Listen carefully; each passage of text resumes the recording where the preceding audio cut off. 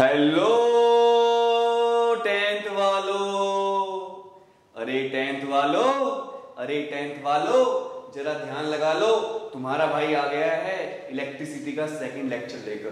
पिछले लेक्चर को आपने देखा, बहुत प्यार दिया, बहुत सारे अच्छे अच्छे कमेंट आए, काफी बच्चों ने देखा। दोस्तों आज इस सेकंड लेक्चर है इलेक्ट्रिसिटी का, इलेक्ट्रिसिटी 2, क्लास 10 इलेक्ट्रिसिटी 2। और पिछले लेक्चर में मैंने आपको बताया था कि पोटेंशियल डिफरेंस क्या होता है, पोटेंशियल क्या होता है, सीरीज और पैरेलल कनेक्शन किस तरह होते हैं ये भी बताया था, चार्ज क्या होता है, इलेक्ट्रिक करंट क्या होता है, ये सब मैंने आपको बताया था। लेकिन आप सोचिए इलेक्ट्रिक करंट होगा और जब इलेक्ट्रिक करंट चलेगा तो उसके रास्ते में रुकावट भी आएंगी, और जब रास्ते में रुकावट आएंगी तो उस रुकावट को हम क्या कहते हैं, उस रुकावट को हम कहते हैं रेजिस्टेंस। और रेजिस्टेंस का जन्म कैसे हुआ?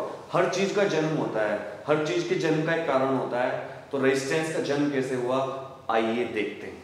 दोस्तों एक साइंटिस्ट है ओम्स, ओम नाम के साइंटिस्ट, ओम ऐसे हम बोलते हैं ओम, लेकिन इनका नाम ओम था, ये हमारे वाला ओम नहीं है जिसे हम ओम नमः शिवाय बोलते हैं, ऐसे नहीं। ओम नाम के साइंटिस्ट ने एक लॉ दिया, और वो लॉ क्या था? वो लॉ था पोटेंशियल और करंट के रिलेशन के बारे में।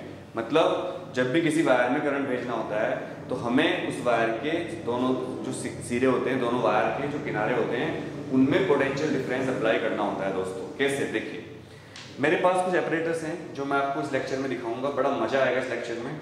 तो आप प्लीज ये लेक्चर पूरा देखिएगा, छोड़िएगा मत बीच में, शायद ये लेक्चर थोड़ा बड़ा हो, तो इसके लिए जरूरी है कि लेक्चर आप पूरा देखें, नहीं तो आपको ये लेक्चर बिल्कुल समझ में आने वाला नहीं है।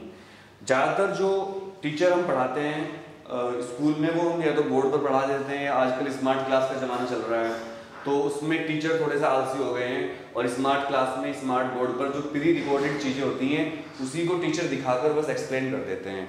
लेकिन प्रैक्टिकल नॉलेज की कहीं ना कहीं कमी आ गई है दोस्तों, ये आप भी मानते होंगे कि प्रैक्टिकल नॉलेज की कमी आ गई है। तो हमारे पास अनुराग के क्लासेस में पूरी लैब है फिजिक्स की, हम 11th 12th और 10th और 9th के बच्चों को पूरा एक्सपेरिमेंट करवाते हैं, और एक्सपेरिमेंट करने के साथ साथ हम पढ़ाते हैं। दोस्तों ये जो आप देख रहे हो, ये एक वायर है मेरे पास, इसको हम फिजिक्स में कनेक्टिंग वायर्स कहते हैं, ये आप देख सकते हो। अगर मैं चाहूँ कि इसमें करंट फ्लो करे, तो आप सोचिए इसमें करंट फ्लो कब करेगा? अभी मैं इसको यहाँ से टच कर रहा हूँ, मुझे करंट नहीं लग रहा है, अभी मैं इसको यहाँ से टच कर रहा हूँ, मुझे करंट नहीं लग रहा है, तो क्या ये वायर नहीं है? तो करंट क्यों नहीं लग रहा है? वैसे तो होना ही चाहिए था, मैंने पकड़ा ऐसे होना चाहिए था, पर ऐसे नहीं हुआ। तो अरे पढ़ने वालों क्या तुम बता सकते हो इसके अंदर वायर के करंट क्यों नहीं आ रहा है? कमेंट करके बता देना कि इस वायर में करंट क्यों नहीं है। दोस्तों आप कमेंट करके बताएंगे, लेकिन मैं आपको समझाऊंगा। देखिए वायर यहाँ पर है, तो इस वायर को मैं थोड़ा जूम करके डायग्राम बनाऊंगा इसका, वो आप देख लीजिएगा। देखो ये है वायर, ये वायर है। हमने इस वायर को, हर वायर सिलिंड्रिकल शेप में होते हैं, तो हमने इसको बड़ा करके डायग्राम को बनाया है। ये वायर यही है, बट इसको मैंने क्या बनाया, बड़ा करके बना दिया है। तो यहाँ पर इस वायर के दो एंड्स हैं, ए एंड और बी एंड। तो मैं चाहता हूँ इस वायर में करंट फ्लो करे, लेकिन अगर आप चाहते हो कि किसी वायर में करंट फ्लो करे तो हमें क्या करना पड़ेगा कि उस वायर के दोनों एंड्स पर ए और बी हमें एक पोटेंशियल डिफरेंस लगाना पड़ेगा, पुश लगाना पड़ेगा, धक्का लगाना पड़ेगा। And what is potential difference? Potential difference is actually the work done to move a unit charge from one end to another. ये मैं आपको ऑलरेडी लेक्चर पढ़ा चुका हूँ। पोटेंशियल डिफरेंस क्या होता है? किसी भी यूनिट चार्ज को इस सिरे से उस सिरे तक ले जाने में, या फिर इस सिरे से इस सिरे में ले जाने में जो वर्क करना पड़ेगा उसी को हम क्या बोलते हैं? पोटेंशियल डिफरेंस बोलते हैं। दोस्तों V इसका यूनिट होती है, V is the unit of potential difference. Now you have to learn that ये वायर का एंड A और इस वायर का end B, and not only कि 10वीं क्लास के बच्चे इस लेक्चर को देखेंगे, इस लेक्चर को 8th क्लास के बच्चे भी देख सकते हैं, 6th के भी देख सकते हैं, 11th के भी देख सकते हैं, 12th के भी देख सकते हैं। क्योंकि थ्योरी को रट के पढ़ लेना और थ्योरी को समझना, इसमें बहुत गैप होता है दोस्तों। इसीलिए आपने देखा होगा कुछ लोग बहुत पढ़ लिख लेते हैं लेकिन उनको प्रैक्टिकल नॉलेज नहीं होती, और जब तक हमें प्रैक्टिकल नॉलेज नहीं होगी तब तक हमारा देश तरक्की नहीं करेगा, हम कोई नई डेवलपमेंट नहीं कर पाएंगे। यहाँ पर ये वायर है, इसके दो एंड्स, इस दो एंड्स के ऊपर पोटेंशियल डिफरेंस लगाना पड़ेगा।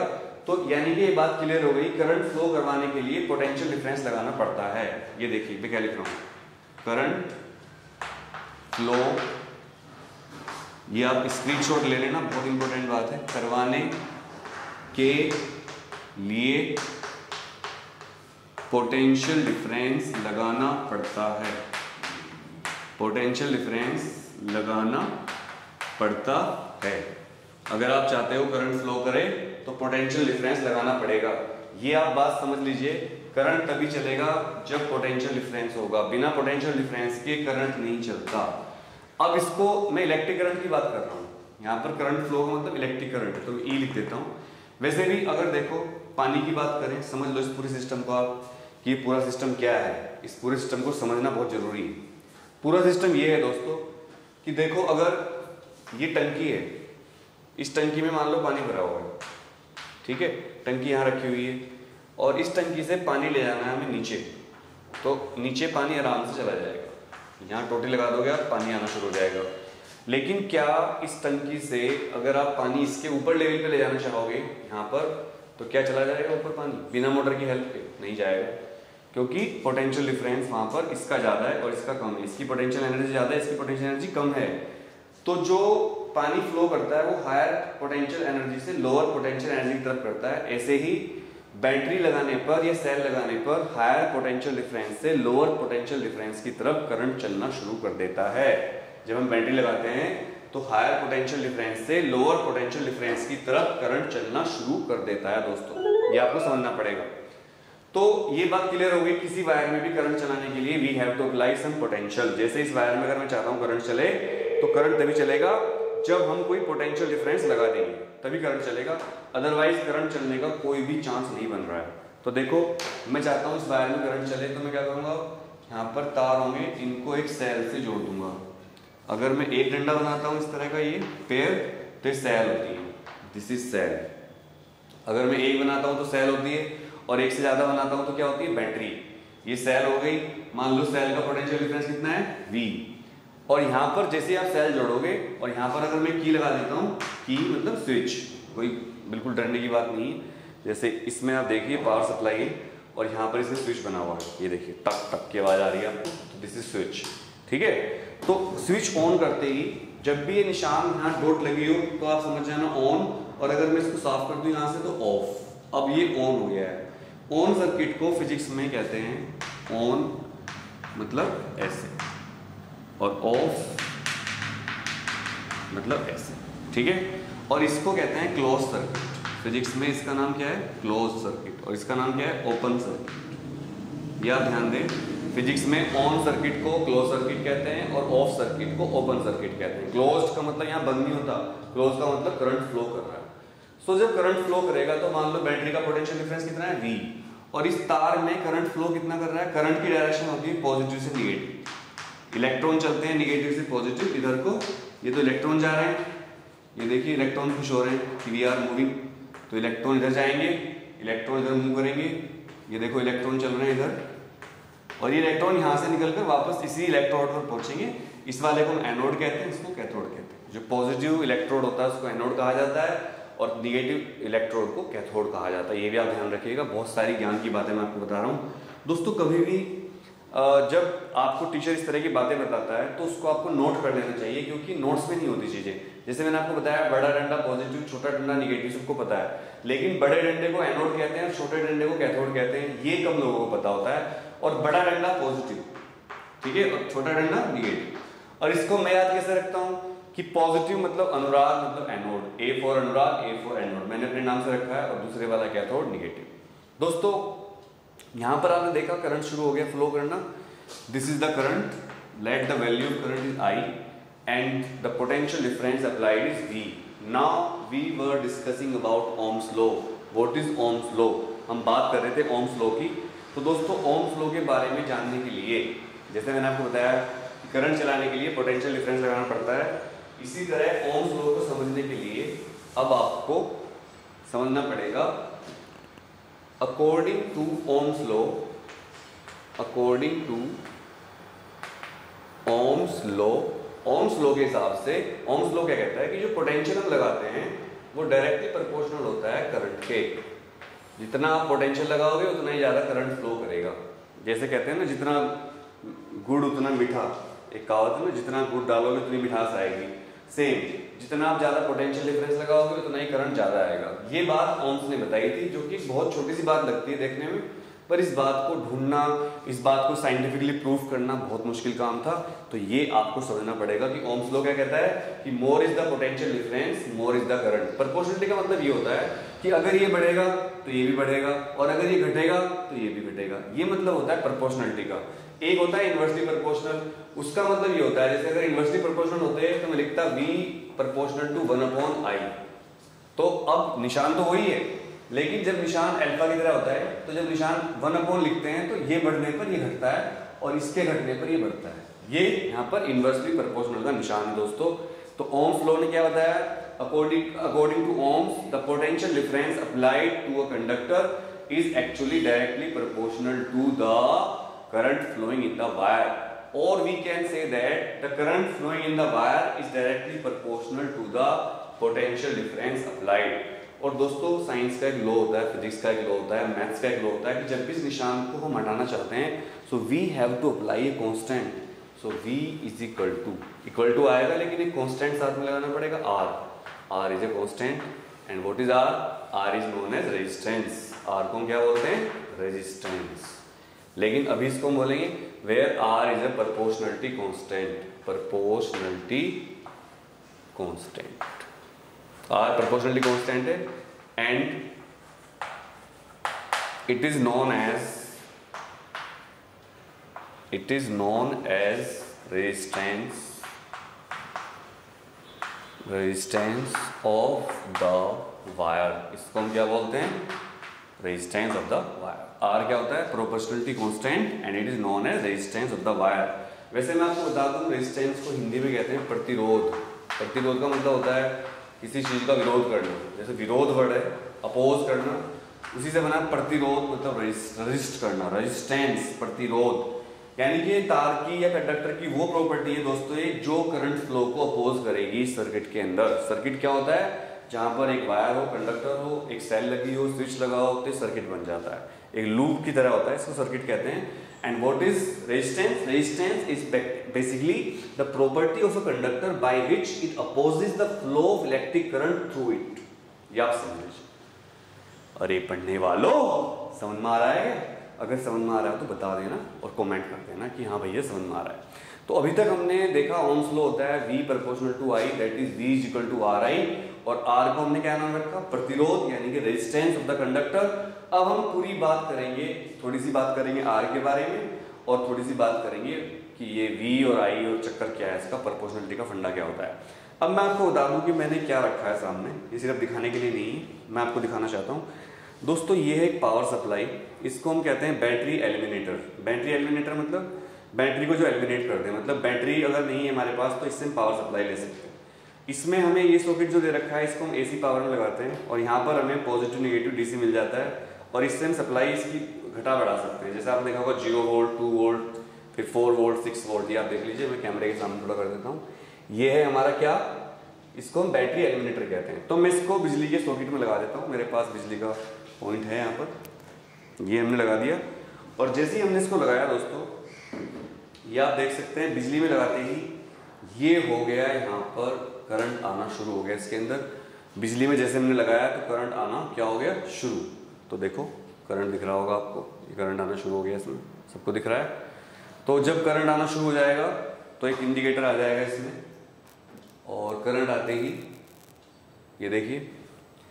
अब मैं आपको बताता हूँ कि करंट से मैं क्या करूँगा। ये कनेक्टिंग वायर्स हैं, these are the connecting wires. Voltmeter की पहचान क्या होती है, वोल्ट मीटर एक तरह की स्टेबलाइजर में जैसे घड़ी लगी होती है इस टाइप से होता है। वोल्ट मीटर में V लिखा होता है, तो इसकी सबसे बड़ी पहचान ये होती है कि voltmeter is a device which is used to measure potential difference. This is a device which is used to measure potential difference. ये देख लीजिए आप अच्छी तरह से। Similarly ammeter is a device which is used to measure current in the circuit.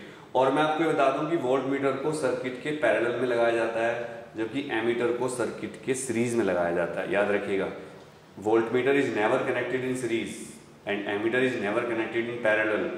Ammeter तभी काम करेगा जब इसमें उतना ही करंट जाए जितना सर्किट के अंदर करंट जा रहा है, और वोल्ट मीटर तभी काम करेगा जब इसमें इतनी पोटेंशियल है जितनी सर्किट में टोटल पोटेंशियल है। पैरेलल कनेक्शन के अंदर पोटेंशियल कांस्टेंट रहता है, पोटेंशियल डिफरेंस, और सीरीज कनेक्शन के अंदर करंट सेम रहता है दोस्तों। यही कारण है कि एमीटर को हम लगाते हैं सीरीज में और वोल्टमीटर को लगाते हैं पैरेलल में। ये क्वेश्चन भी आपसे पूछा जा सकता है कि वोल्टमीटर को पैरेलल में क्यों लगाया जाता है और एमीटर को सीरीज में क्यों लगाया जाता है। ये क्वेश्चन काफी ज्यादा पूछा जा सकता है आपसे। ये मेरे पास एक रेजिस्टेंस कॉइल है, इसके अंदर एक रेजिस्टेंस 2 ओम का लगा हुआ है, मैं दिखाने के लिए लाया था आपको, बाद में एक्सपेरिमेंट भी करेंगे ओम्स लॉ का हम। ये है रियोस्टेट, आपने काफी देखा होगा स्कूल वगैरह में और इसका नाम सुना होगा। तो इसमें कॉइल लगी होती है, इस कॉइल को यहाँ पर हम कनेक्शन देते हैं, एक यहाँ से आउटपुट लेते हैं, यहाँ इनपुट देते हैं और यहाँ से इसको स्लाइड करते हैं। तो स्लाइड करने से हम एक तरह से रेजिस्टेंस घटाते बढ़ाते हैं और सर्किट के अंदर क्या होता है, इससे सर्किट के अंदर करंट की वैल्यू को ज़्यादा और कम कर सकते हैं। मतलब जो आपके पंखे का होता है ना रेगुलेटर, जिससे आप पंखे की स्पीड कम ज़्यादा कर लेते हो, तो ये एक तरह का वही है, इसको रियोस्टेट कहते हैं। और रियोस्टेट का मतलब होता है वेरिएबल रेजिस्टेंस, रेजिस्टेंस की वैल्यू को कम ज़्यादा कर सकता है। ये रेजिस्टेंस बॉक्स है, इसके अंदर बहुत सारी रेजिस्टेंस कॉइल लगी होती है अंदर, ये आप देख लीजिए रेजिस्टेंस बॉक्स। और रेजिस्टेंस बॉक्स का काम होता है अलग अलग वैल्यू के रेजिस्टेंस अप्लाई करना। ओम्स लॉ इससे हम वेरीफाई कर सकते हैं। वैसे स्कूलों में रेजिस्टेंस कॉइल यूज करके ओम्स लॉ वेरीफाई करते हैं, बट मैं इससे करवाता हूँ, इससे करना ईजी रहता है। आज हमें रेजिस्टेंस बॉक्स की जरूरत तो नहीं पड़ेगी दोस्तों, मैं आपको दिखाने के लिए आया था, रेजिस्टेंस कॉइल की जरूरत भी नहीं पड़ेगी। Today we have to use these connecting wires. ये कनेक्टिंग वायर की जरूरत पड़ेगी हमें। ये मेरे पास कनेक्टिंग वायर्स है, ये देखिए, ये कनेक्टिंग वायर्स इनमें घुस जाते हैं। तो मैं आपको दिखाऊंगा। अभी मैं इसको 2 वोल्ट पे कर लेता हूँ, 2 वोल्ट पे कर लिया मैंने इसको। और यहाँ पर आप देखिए ये पॉजिटिव, एक रेड वायर भी होना चाहिए था, बट हमारे पास दोनों ब्लैक है तो कोई दिक्कत नहीं है। और ये निगेटिव। अभी मैं इसमें लगाता हूँ और देखते हैं इसकी रीडिंग आती है नहीं आती। ये हमने लगाया और यहाँ से इसको ऑन भी कर दिया है, तो ये देखिए इसकी रीडिंग हमारी आ गई है। ठीक है, तो वोल्टमीटर रीडिंग दे रहा है, क्योंकि वोल्टमीटर को हम डायरेक्ट लगा सकते हैं सीरीज और पैरेलल कनेक्शन में, तो कोई दिक्कत नहीं है। ठीक है, और ये एमीटर है, एमीटर को तो हम सीरीज में लगाते हैं, बट अभी तो मैं आपको लगा के दिखा रहा हूँ इसी। तो अब ये अपरेटस है ओम्स लॉ को वेरीफाई करने के लिए। तो मैंने आपको पूरा परिचय दे दिया। ये रियोस्टेट है, ये वोल्टमीटर है और ये क्या है, ammeter. Ammeter is connected in series and voltmeter is connected in parallel always. Please please please class 10th के जितने बच्चे इसको सुन रहे हैं, तुम लोग ध्यान रखो, एमीटर हमेशा सीरीज में लगता है और वोल्टमीटर हमेशा पैरेलल कनेक्शन में लगाया जाता है। ये बात बहुत समझने वाली है दोस्तों, इसको बात को भूल मत जाना। अगर आप इस बात को भूल गए तो समझ लो फिर आपको दिक्कत हो जाएगी, क्योंकि आपको फिर ये क्लियर नहीं होगा। अब V proportional to I, that is V is equal to RI। V proportional to I का मतलब क्या है, इसको समझ लेते हैं। ओम्स लॉ को पहले समझते हैं, फिर रेजिस्टेंस की बात करेंगे और फिर थोड़ा न्यूमेरिकल करेंगे इस लेक्चर में। तो प्लीज ध्यान दीजिएगा, ये सर्किट लगा हुआ है यहाँ पर, मैं इसको नहीं मिटा रहा हूँ, और सेल लगी हुई है, इलेक्ट्रॉन चल रहे हैं। ठीक है, और ये प्लस है इसका, और ये क्या है माइनस। तो ये जो सेल है, इस सेल का काम यहाँ पर ये बैटरी एलिमिनेटर कर रहा है, जिसकी एलईडी भी जल रही है, आप देख सकते हैं। ये इसका प्लस और ये इसका माइनस। ठीक है दोस्तों, इसको अभी ऑफ कर देते हैं क्योंकि इसकी जरूरत नहीं। कभी भी लैब में भी आप ध्यान रखिए, स्कूल में प्रोटोकॉल का ध्यान रखिए कि जब भी आप एक्सपेरिमेंट कर रहे हो कोई भी, so if you are not using the apparatus you will switch it off. कभी भी बिना मतलब आप सर्किट को ऑन मत रखिए, वोल्टेज को ज़्यादा यूज मत करिए, 2 या 4 वोल्ट पे काम करिए। अगर आपको ना पता हो तो टीचर से पूछ लीजिए, टीचर ना बता रहा हो, ऐसा होता है लैब में, तो आप बुक खोल कर देख लीजिए, अपने किसी दोस्त से पूछ लीजिए। कुछ बच्चे को पता होता है कैसे करना होता है एक्सपेरिमेंट। तो कभी भी छेड़खानी नहीं करनी चाहिए, क्योंकि लैब में बिजली का काम होता है, बिजली का काम आपको खतरा दे सकता है। सो V प्रोपोर्शनल टू I। अब मैं एक टेबल बनाता हूँ। टेबल कैसे बना रहा हूँ, देखो एक्सपेरिमेंट ऐसे करते हैं। यहाँ पर लिखते हैं सीरियल नंबर, यहाँ पर लिखते हैं V और यहाँ पर लिखते हैं I। मैं वोल्टेज बढ़ाऊंगा, करंट की वैल्यू चेक करूंगा। तो 1 2 3 3 मैंने यहाँ पर लिए हैं पॉइंट्स। तो इसको टेबल को टेबुलर फॉर्म में ले आते हैं। पहले मान लो मैंने 2 वोल्ट दिए, फिर 4 वोल्ट दिए और फिर 6 वोल्ट दिए, ये मैंने देखा। तो दोस्तों 2 वोल्ट पर करंट आ रहा है मान लो 1 एम्पियर या 2 एम्पियर, चलो 2 एम्पियर। 4 वोल्ट पे कितना आएगा, प्रोपोर्शनलिटी का मतलब क्या होता है, अगर इसको आप 2 वोल्ट पे 2 एम्पियर था, यानी कि 1 वोल्ट पे 1 एम्पियर आ रहा है, तो 4 वोल्ट पे 4 एम्पियर और 6 वोल्ट पे 6 एम्पियर, ये मतलब होता है प्रोपोर्शनलिटी का। ठीक है, so if we plot a graph between V and I for ohms law, अगर मैं ओम्स लॉ के लिए V और I का ग्राफ प्लॉट करता हूँ, तो ग्राफ प्लॉट करते हैं, आप ध्यान रखिएगा जो चीज वेरी कर रहे हो आप खुद से, उसको आपको एक्स एक्सिस पे लेना है। Since I am varying v, so I will take v on x axis and i on y axis. इधर मैं i को ले लेता हूँ और ये एम्पियर में है दोस्तों, और ये क्या है वोल्ट, वोल्ट। तो ये आप ध्यान रखिए वोल्ट में होता है। स्केल बहुत जरूरी होता है, ये एक्स एक्सिस है हमारा और ये y एक्सिस है यहाँ पर।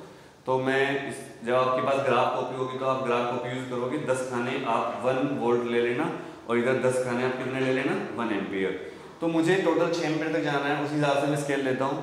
तो जब मैं लूँगा 2 वोल्ट, मान लो ये 1 volt, 2 volt, 3 volt, 4 volt, 5 volt, 6 volt, 7 volt, 8 volt.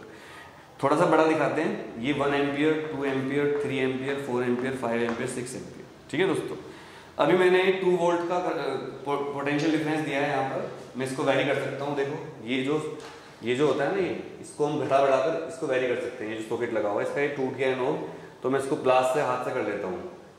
ये देखो हो गया, ये थोड़ा फोर्स लगाना पड़ता है, ये हो गया, टक की आवाज आएगी आपको। तो इससे इसकी वैल्यू को घटा बढ़ा सकते हैं। तो अभी मैंने 2 वोल्ट लगाया, तो ये 2 वोल्ट हो गए वोल्ट, और यहाँ पर 2 एम्पियर, ये तो इसको आगे बढ़ाओ, इसको आगे बढ़ाओ, तो जहाँ पर ये टच करेगा ये ग्राफ बन जाएगा। तो इसके लिए ब्लू कलर का वो लेता हूँ चौक। अब मेरे पास 4 वोल्ट है, तो 1 2 3 4 इसको ऊपर ले जाओ, और 4 एम्पियर 1 2 3 4 इसको ले जाओ, तो यहाँ पर आ गया 6 वोल्ट। तो 1 2 3 4 5 6 वोल्ट ऊपर ले गए, और ये 6 एम्पियर 1 2 3 4 5 6 6। तो ये देखिए, अगर इसको हम मैच करते हैं आपस में, तो this should be straight line. और दोस्तों ये बिल्कुल स्ट्रेट लाइन आ रही है, देख सकते हैं आप, जबकि मेरे पास कोई भी ग्राफ पेपर नहीं है। I just made an approximation graph, board पर मैंने निशान लगाया अंदाजे से, जितने बड़े बड़े निशान मैंने यहाँ पर लगाए उतने बड़े बड़े निशान यहाँ पर लगाए। ये करंट फ्लो कर रहा है और ये वोल्टेज है हमारी, और आप देख सकते हैं स्ट्रेट लाइन आ गई है। हालांकि पूरी स्ट्रेट लाइन नहीं है, क्योंकि मेरे पास अप्रोक्सीमेशन वाली रीडिंग्स हैं और हाथ से ड्रॉ करने में दिक्कत आती है। तो आप देख सकते हैं यहाँ पर थोड़ा सा फ्लो आएगा। लेकिन दोस्तों जब भी आप V और I के बीच में ग्राफ प्लॉट करोगे, तो दैट शुड बी और that must be a straight line for ohms law. So अगर आपको ग्राफ दिए जाएं और आपसे पूछा जाए कि कौन सा ग्राफ ओम्स लॉ को फॉलो कर रहा है और कौन सा नहीं कर रहा है, तो आप कैसे बताओगे? मैं आपको बताता हूँ। मेरा क्वेश्चन आपसे, आप कमेंट करके बताना कि इनमें से कौन से ग्राफ ओम्स लॉ को फॉलो कर रहे हैं, ए ग्राफ या बी ग्राफ। मैं 2 ग्राफ बनाऊंगा, ये ए ग्राफ और ये बी ग्राफ। इधर मैंने लिया है V और इधर मैंने लिया है I। सिमिलरली इधर मैंने लिया है V और इधर लिया है मैंने I। So first graph is straight line and second graph is like that. So which graph follows Ohm's law? So clearly the answer is A. So this graph follows Ohm's law, follows Ohm's law. This graph follows Ohm's law, but this graph don't follow Ohm's law. Does not follow क्या? Ohm's law. ये graph Ohm's law को follow नहीं कर रहा है। I hope clear हो गया, सबको समझ में आ रहा होगा। और जब कोई ग्राफ या जब कोई कंडक्टर Ohm's law को फॉलो नहीं करता है, तो उसको हम बोलते हैं अनओहमिक कंडक्टर्स या नॉन ओहमिक कंडक्टर्स। सो एक होते हैं ओहमिक कंडक्टर्स, ओहमिक कंडक्टर्स, और एक होते हैं दोस्तों अनओहमिक कंडक्टर्स, अनओहमिक कंडक्टर्स। और इनकी पहचान क्या है वो भी हम देख लेते हैं। If a conductor follows Ohm's law, that is V proportional to I, it implies the graph or the conductor is ohmic conductor. If a conductor does not follow this relation, that is V is not proportional to I, then such conductors are known as non-ohmic conductors. Now the question is that, dear children, कि कौन से conductor ohmic होते हैं और कौन से conductor ohmic नहीं होते हैं, ये क्वेश्चन यहाँ पर सामने आ जाता है हमारे। तो मैं आपको बताना चाहूँगा कि दुनिया में बहुत कम कंडक्टर ऐसे हैं जो कि ओहमिक कंडक्टर्स हैं, बहुत ही कम कंडक्टर्स ओहमिक कंडक्टर्स होते हैं। क्यों, इसका रीजन मैं आपको बताना चाहता हूँ। देखो, मैं आपके सामने एक डेमोन्स्ट्रेशन दिखाने की कोशिश करता हूँ। ये है voltmeter and this is ammeter. Clearly सबको पता है कि वोल्टमीटर या एमीटर। अब दोस्तों क्या होगा, ये ऑन कर लिया मैंने तो एलईडी जल गई, इसकी आपको दिख गई होगी एलईडी जलते हुए।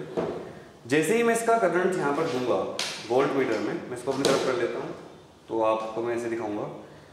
और अगर मैं इसका करंट यहाँ देता हूँ तो एक होता है हीटिंग इफेक्ट ऑफ इलेक्ट्रिसिटी, जो मैं आपको बताऊंगा बाद में, और आपको पता होगा जब भी हम किसी कंडक्टर में इलेक्ट्रिसिटी लॉन्च करते हैं, इलेक्ट्रिसिटी फ्लो करते हैं, तो उस कंडक्टर का टेम्परेचर बढ़ना शुरू हो जाता है। और जब भी टेम्परेचर बढ़ेगा किसी कंडक्टर का तो उसका रेजिस्टेंस बढ़ने लगता है। इस बात को हम आगे पढ़ेंगे। और जब रेजिस्टेंस बढ़ेगा तो फिर ओम्स लॉ वैलिड नहीं रहता। ओम्स लॉ वैलिड नहीं रहता। क्यों? क्योंकि ओम्स लॉ कहता है कि physical conditions do not change like temperature, pressure, humidity, then potential difference is directly proportional to current flowing in the conductor। यानी कि जब फिजिकल कंडीशन कांस्टेंट रहे तभी V प्रोपोर्शनल टू I रहेगा। और जैसे ही आप करंट फ्लो करोगे, as you pass the current through the conductor, the resistance starts to increase due to the heating effect की वजह से। और जब रेजिस्टेंस इंक्रीज करेगा तो करंट फ्लो करना कम हो जाएगा क्योंकि रेजिस्टेंस बढ़ना शुरू हो जाएगा। और उस केस में ओम्स लॉ वहाँ पर काम नहीं करेगा दोस्तों, ओम्स लॉ वहाँ पर काम नहीं करेगा। सो आई होप आपको क्लियर हुआ। ओम्स लॉ वैलिड नहीं रहता थोड़ी देर के बाद, क्योंकि जब करंट देते हो आप लोग, एक्सपेरिमेंट करते हो या करंट भेजते हो आप किसी भी चीज में, तो शुरुआत में ओम्स लॉ वैलिड रहता है, V प्रोपोर्शनल टू I रहता है। बट आफ्टर सम टाइम जब गर्मी बढ़ती है, हीटिंग इफेक्ट बढ़ता है, तो भाई करंट, उसके अंदर जो करंट की वैल्यू होती है वो क्या होती है, कम होनी शुरू हो जाती है, क्योंकि रेजिस्टेंस बढ़ने लगता है। बिकॉज जितना रेजिस्टेंस बढ़ेगा उतना करंट की वैल्यू कम हो जाएगी। ये हम अभी डिस्कस करेंगे, ठीक है। सो आप समझ लीजिए कि जितनी भी आप प्रैक्टिकल लाइफ में चीजें देखते हो वो ओम्स लॉ को फॉलो नहीं करती। अब मैं आपको एक छोटा सा एक चीज बताऊंगा जिससे आपको ये चीज बहुत ही अच्छी तरह समझ में आ जाएगी। टॉर्च आजकल तो घरों में कम होती है, लेकिन जब मैं छोटा था तो हमारे घर में टॉर्च थी और ऑलमोस्ट सभी के घर में टॉर्च थी। जैसे आजकल हर घर में टीवी मिलता है, स्मार्ट टीवी, ऐसे उस टाइम हर घर में टॉर्च होना जरूरी थी। टॉर्च एक एसेंशियल चीज मानी जाती थी, क्योंकि दोस्तों लाइट इतनी ज्यादा नहीं आती थी, कम आती थी लाइट। और टॉर्च उस तरह की होती थी, आपने देखी भी होंगी शायद। तब स्टील की और एल्युमिनियम की टॉर्च आती थी, कॉपर की। आजकल प्लास्टिक की मिलती है मार्केट में, एलईडी वाली टॉर्च। लेकिन मैं बात कर रहा हूँ एलईडी वाली टॉर्च की बात नहीं कर रहा हूँ। एलईडी वाली टॉर्च ओम्स लॉ को कभी फॉलो नहीं करेगी, क्योंकि एलईडी सेमीकंडक्टर बेस्ड होती है और सेमीकंडक्टर पर ओम्स लॉ काम नहीं करता। मैं बात कर रहा हूँ जनरल टॉर्च की। ये देखो, इसमें यहाँ पर एक बटन होता था, स्लाइडिंग बटन। इसको आगे पीछे करने से ऑन ऑफ होती थी। इधर करते थे ऑन, इधर करते थे ऑफ। पहली बात, यहाँ पर एक पीछे इसमें कड़ा लगा होता था पकड़ने का, चूड़ा टाइप, इसमें आप उंगली फंसाकर इसको रख सकते थे। लंबी सी होती थी ये। इसके अंदर सेल होती थी लगी हुई, इसके जो सेल आती है ना बड़े वाली, ये वाली सेल 2 सेल की और 3 सेल की, 4 सेल की, 5 सेल तक की आती थी। ये जो टॉर्च थी पुलिस वालों के पास बड़ी बड़ी होती थी। यहाँ पर सर्किट लगा होता था इस तरह, ये माइनस है इसका और इसका क्या है प्लस। यहाँ पर एक प्लास्टिक के अंदर एक बल्ब फिट होता था, ये बल्ब है। ये बल्ब का पीछे जो है ये होता था प्लस और साइड से माइनस मिलता था इसको। ये माइनस वाली चीज बॉडी पे कनेक्ट कर देते थे। बॉडी पूरी एल्यूमिनियम की कंडक्टिंग होती थी, तो यहाँ से माइनस मिल गया पूरी को, यहाँ माइनस टच हो गया, यहाँ पर पूरा टच हो गया। और यहाँ से प्लस वायर को लेकर यहाँ पर एक की के थ्रू, पहले की में जाता था वायर और फिर यहाँ से इसके पास आता था। तो जब हम की को आगे करते थे, टच हो जाता था, लाइट जलने लगती थी। यहाँ पर एक रिफ्लेक्टर होता था। रिफ्लेक्टर मैं आपको लाइट में पढ़ाऊंगा क्या होते हैं। और जब लाइट जलती थी तो लाइट टकरा कर ऐसे पड़ती थी इसके ऊपर और फिर दूर तक बीम बनता था इसका। अब आप सोचोगे भैया इसमें ओम्स लॉ का क्या फंडा है ना, ये सोच रहे होंगे आप। तो ओम्स लॉ का फंडा यहाँ पर बहुत बड़ा है। क्या है? अगर आप इसमें देखोगे कि जब आप नई नई बैटरी लगाते हो, नई नई सेल लगाते हो, तो करंट बहुत ज़्यादा, मतलब बहुत तेज रोशनी आती थी इसकी।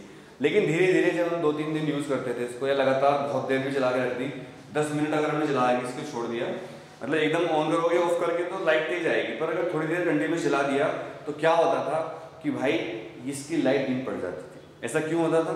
ऐसा होता था हीटिंग इफेक्ट की वजह से। हीटिंग इफेक्ट की वजह से रेजिस्टेंस बढ़ता था सर्किट का और V प्रोपोर्शनल I नहीं रहता था। मतलब क्या है, जो लाइट निकल रही है वो करंट की वजह से निकल रही है। पोटेंशियल डिफरेंस सेम है। 1.5 वोल्ट की एक सेल थी तो टोटल 4.5 वोल्ट की बैटरी लगी हुई है। ये तो कम नहीं होती, फिर रोशनी कम क्यों होती थी? रोशनी कम होती थी, करंट कम हो जाता था। क्यों? क्योंकि V प्रोपोर्शनल नहीं रहता था I के। क्यों? क्योंकि टेम्परेचर बढ़ जाता था और टेम्परेचर फिजिकल कंडीशन में आता है। And according to ohm's law, physical condition do not change, then V is directly proportional to I। यहाँ पर I लिखिए, V is directly proportional to I। मतलब V डायरेक्टली प्रोपोर्शनल I के तभी रहेगा जब टेम्परेचर, प्रेशर, ह्यूमिडिटी एटमॉस्फेयर की constant रहेगी। तो torch is a great example to understand that why some conductors after some time of operation do not follow Ohm's law because their resistance increases and as a increase in heat resistance increases और resistance बढ़ेगा तो V proportional नहीं रहेगा current के। तो मेरे ख्याल से क्लियर हो गया। तो मैं थोड़ा पानी पी लेता हूँ, आप लोग इसको नोट कर लीजिए, स्क्रीनशॉट ले लीजिए इसका, है ना, समझ में आ रहा होगा सबको। अब हम चलते हैं, ओम्स लॉ हमने पढ़ लिया। ओम्स लॉ क्या होता है? For a given potential difference the current is inversely proportional to resistance या proportional to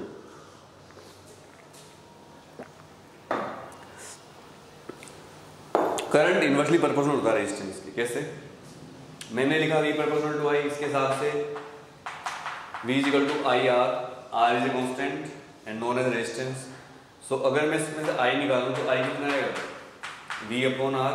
so for a given potential I is inversely proportional to R। जो मैं आपको बात बता रहा था टॉर्च की, यहाँ से निकल जाती है। क्या निकली बात?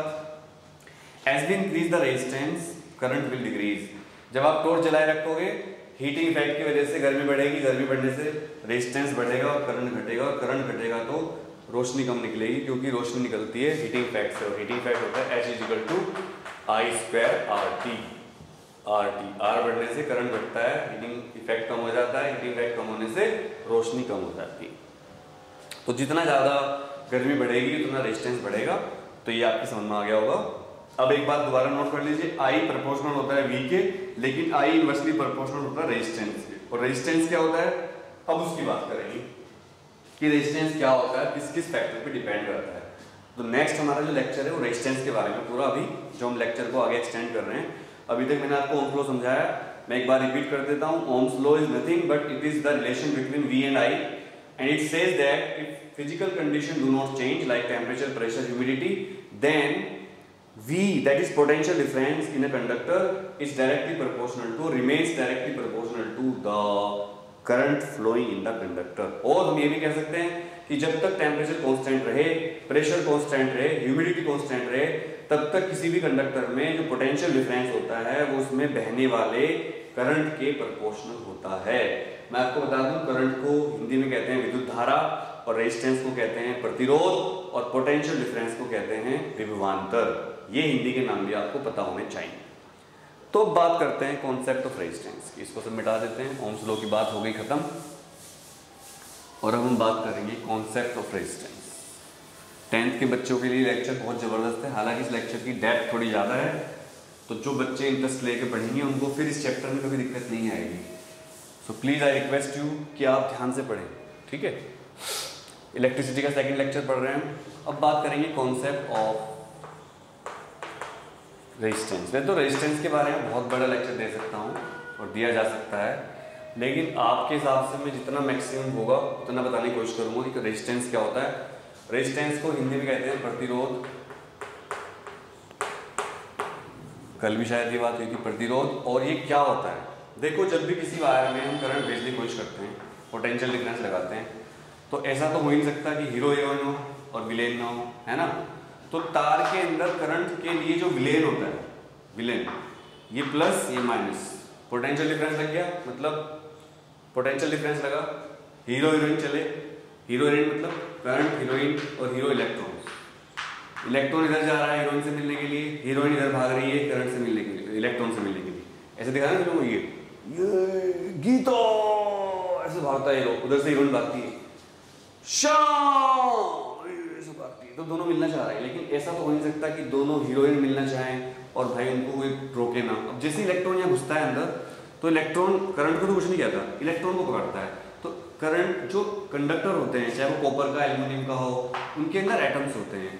एटम्स की टक्कर लगनी शुरू हो जाती है इलेक्ट्रॉन के साथ। तो भाई इनके बीच में कुछ कुछ जगह खाली होती है जहाँ से इलेक्ट्रॉन निकलने की कोशिश करेगा बिना टक्कर के, इसको मीन फ्री पाथ कहते हैं। लेकिन जब टक्कर होगी तो इलेक्ट्रॉन की जो काइनेटिक एनर्जी चलने की वो कम हो जाएगी, इलेक्ट्रॉन चलना चाहेगा विदाउट टक्कर। हालांकि इलेक्ट्रॉन ऐसा पाथ चूज करता है जहाँ पर उसकी टक्कर कम से कम हो, लेकिन ऐसा तो हो नहीं सकता कि आप चलो और रुकावटें ना आए। तो जब करंट चलना शुरू करता है या इलेक्ट्रॉन चलना शुरू करते हैं, तो भाई इलेक्ट्रॉन के रास्ते में जो तार होता है, कंडक्टर होता है, उसके एटम्स की टक्कर होती है, जिससे उसकी काइनेटिक एनर्जी कम हो जाती है। और ये जो इसको रेजिस्टेंस फील होता है, जो इसको रुकावट फील होती है, इसी को हम रेजिस्टेंस कहते हैं। ये तो ही बात थ्योरेटिकल, या इसको आप एक तरह की पर्सोनिफिकेशन करके समझ सकते हैं कि मैंने पर्सोनिफाइड करके समझाया हीरोइन का एग्जांपल देकर। लेकिन रेजिस्टेंस एक्चुअल में होता क्या है? रेजिस्टेंस एक्चुअल में होता है V upon I. V upon I मतलब देखो सिंपल सी बात है, अगर आप ज़्यादा पोटेंशियल डिफरेंस लगाओगे ना तो रेजिस्टेंस भी बढ़ेगा, लेकिन अगर आप करंट ज़्यादा रखोगे तो रेजिस्टेंस कम होगा। ये समझ सकते हो आप। मतलब जितने आप ज़्यादा करंट फ्लो करोगे, जितनी वैल्यू करंट आप ज़्यादा भेजोगे, उतना रेजिस्टेंस वायर कंडक्टर का कम हो जाएगा, और जितनी आप ज़्यादा पोटेंशियल डिफरेंस अप्लाई करोगे उतना ही रेजिस्टेंस ज़्यादा होगा। हालांकि ऐसा पॉसिबल नहीं है कि करंट को तो कम रख लें और पोटेंशियल डिफरेंस को ज़्यादा कर लें। क्यों? क्योंकि V प्रोपोर्शनल I होता है तो बड़ा कंट्राडिक्शन फैला हुआ है। V प्रोपोर्शनल टू I है तो रेजिस्टेंस जो होता है वो V से तो दोस्ती रखता है कि भाई तू बढ़ेगा तो मैं बढ़ूंगा, लेकिन R जो होता है वो I को कहता है कि तेरे में इनवर्सली प्रोपोर्शनल होऊंगा। लेकिन बड़ा संकट हो गया, V प्रोपोर्शनल टू I है और R प्रोपोर्शनल टू क्या है? I है। क्योंकि देखो इससे एक रिलेशन आया था V is equal to IR, तो इसी से रिलेशन आया था I is equal to V upon R। मतलब V बढ़ेगा तो I घटेगा, V I बढ़ेगा, और R बढ़ेगा तो I घटेगा। ये दिक्कत है। और अगर आप I V अपॉन R लिखोगे तो R की वैल्यू क्या निकलेगी? यहाँ से R की वैल्यू निकलेगी V अपॉन I। तो मतलब अगर आप V बढ़ाओगे तो रेजिस्टेंस बढ़ेगा, I बढ़ाओगे तो रेजिस्टेंस घटेगा, लेकिन ये दोनों प्रोपोर्शनल है तो ऐसा पॉसिबल हो नहीं पाता। तो यहाँ पर ही कंट्राडिक्शन है थ्योरी का।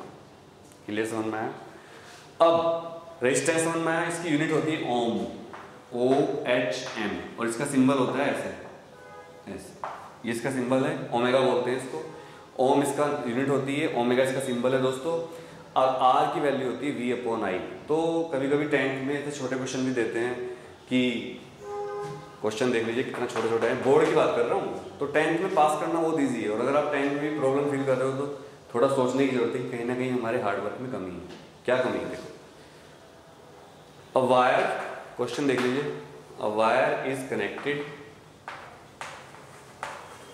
To a cell of potential difference 10 volt, ये दे रखा है, करंट फ्लोइंग, जब बैटरी जोड़ते हैं तो करंट कितना फ्लो होता है? Is 2 ampere. मतलब 10 वोल्ट की बैटरी जोड़ने से 2 एम्पियर करंट फ्लो होता है। Find resistance. अब ये कोई क्वेश्चन है, लेकिन बच्चे स्कूल छोड़ के आ जाते हैं। अब बताओ ऐसे बच्चों का इलाज करेंगे आप लोग, या आप क्या कहोगे इस बारे में? और R इज इक्वल टू का फॉर्मूला क्या होता है? V upon I। तो भाई V दे रखा है 10, I दे रखा है 2, 2 5 जा 10, तो कितना करंट है? 5। अच्छा कुछ बच्चे क्या करते हैं, तो लिख देते हैं, पर यहाँ एम्पियर लिखना भूल जाते हैं। यार A ही तो लिखना है, छोड़ दो, ये लिखकर पूरे नंबर मिलेंगे। लेकिन अगर आपने A छोड़ दिया तो इस पर मार्क्स कर सकते हैं। तो इसका आंसर क्या हुआ? 5 एम्पियर। तो ऐसे स्ट्रेट क्वेश्चन भी आते हैं क्लास 10th में। तो अब आप सोच लो कितनी ईजी क्लास 10th। मैं ये नहीं कहता कि सारे क्वेश्चन इतने स्ट्रेट आएंगे, लेकिन कुछ क्वेश्चन इतने स्ट्रेट आ सकते हैं। अब बात करते हैं कि रेजिस्टेंस किस किस फैक्टर पे डिपेंड करता है। चलो उसको देखते हैं। Factors on which resistance depends, या factors affecting resistance.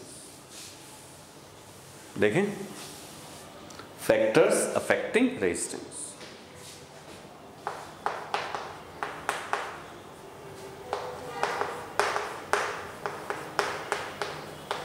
Factors affecting resistance. Resistance किस किस फैक्टर पे डिपेंड करता है ये हम देख लेते हैं। दोस्तों सबसे पहले अगर इस कंडक्टर की लेंथ को मैं लेता हूं L, मान लो इस कंडक्टर की लेंथ कितनी? L, और इसका क्रॉस सेक्शनल एरिया, मतलब ये एरिया वो कितना है? A। तो आप ये पता लगा सकते हो कि वायर का रेजिस्टेंस कितना होगा। लेकिन मैं आपको पहले बता दूं क्रॉस सेक्शनल एरिया क्या होता है। ये मेरे हाथ में आप चौक देख रहे हो, ये चौक, इस चौक को अगर मैं यहाँ से काट दूँ इस तरह, तो सामने जो दिखेगा ये वाला, इसी को बोलते हैं क्रॉस सेक्शनल एरिया। कोई भी सिलेंड्रिकल ऑब्जेक्ट जो होती है, या कोई भी ऑब्जेक्ट, उसका जो ये सरफेस एरिया होता है यहाँ वाला, इसको हम क्रॉस सेक्शनल एरिया कहते हैं। सो आई होप आपको समझ में आ गया हो क्रॉस सेक्शनल एरिया क्या होता है। तो बाय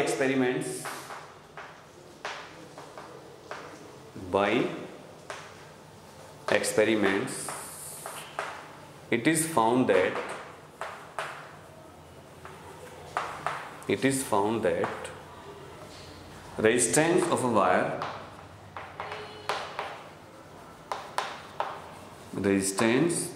a wire depends किस किस बात पे डिपेंड करता है? पता चला कि जो रेजिस्टेंस होता है वो लेंथ के प्रोपोर्शनल होता है, मतलब जितनी ज़्यादा लेंथ होगी उतना ही ज़्यादा वायर का रेजिस्टेंस होगा।